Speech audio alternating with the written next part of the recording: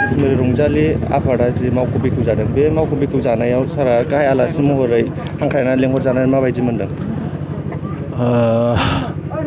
दिनै बिस्मुरिनि साखाथियाव रंजालि आफाद मोनसे जि फसंथान बे फसंथाननि मावखुलि दिनै बेखेवनाय जादों। बिथांमोना 6 बोसोराव आगान सुरबाय।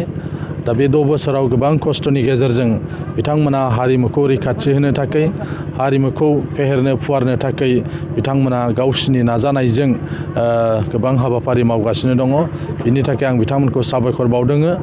दिनै जोंनि गेजेराव गोबां बेबायदि फसंथाननि जोंनो गोनांथि। फैबाय थानाय जोंनि इयुन जोलैफोरनो जाहाथे बर' हारिमुखौ फोथांनानै लाखिनो थाखाय बिथांमोनखौ फोरोंलांनो हायो। जोंनि हारिमुखौ गुबुनफोरजों समानै आगान सुरलांनो थाखाय बा लांनो थाखाय जेरैबायदि जोंनो फसंथाननि दरकार गोनांथि दङ बेबायदि जोंहा गोबां जायगायावनो गैया। दा बेनिखायनो दिनै मानगोनां चक्रधर नार्जारि बिथांनि दैदेननायाव दिनै रंजालि जे आफाद बे आफादनि आफादगिरि बा बिथांमोननि जेफोर मावथि बे मावथिफोरनि नाजानायाव जि फसंथाना दिनै हाबा मावगासिनो दं बेनि थाखाय आं साबायखर। फैबाय थानाय समाव बिथांमोना सरकारनि हेफाजाब लानानै जों आरोबाव साबसिन खालामलांनो हायो बेखौ आङो मिजिंथिदों दुलाराय बर' फरायसा आफादनि जानानै।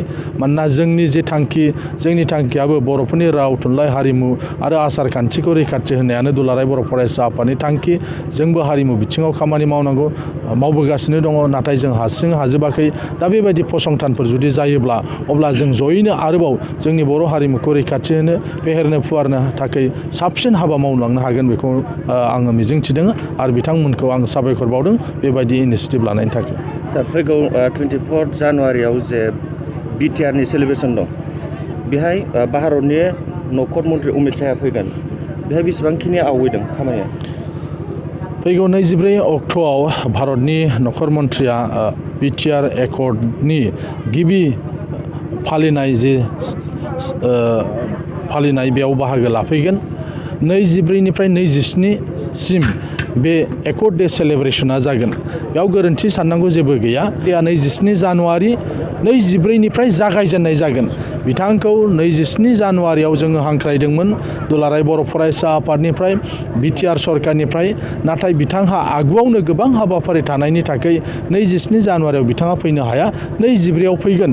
बिनिखायनो 24, 25, 26 आरो 27 गासै सानब्रैनि हाबाफारिजों गुबुन गुबुन जायगायाव जोंनि बिटिआर एकर्डनि जे सान बे सानखौ फालिनाय जागोन।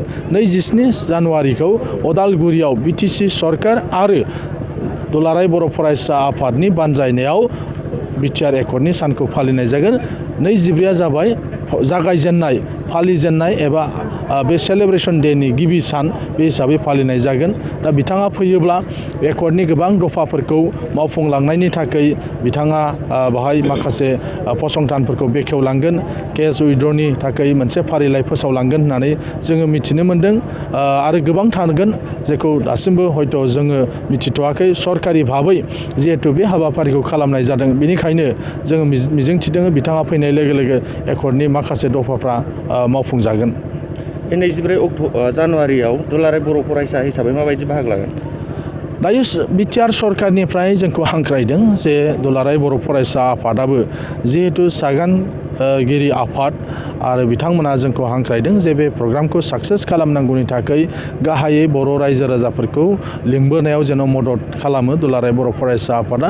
सरकारा हांख्रायदों आरो जोंबो दुलाराय बर' फरायसा आफादनिफ्राय मिरु जिल्ला दख'रा दालाइसा आफादनि मावथिफ्रा फैगौ 24 अक्ट'आव जेन' जोंनि मावथिफोर जोंनि रायजो राजा जोंनि गाहाम हामलायगिरि मानसिफोरखौ बे हाबाफारियाव जेन' जोंबो लिंलांनो हायो बिनि थाखाय हाबा मावगासिनो दं।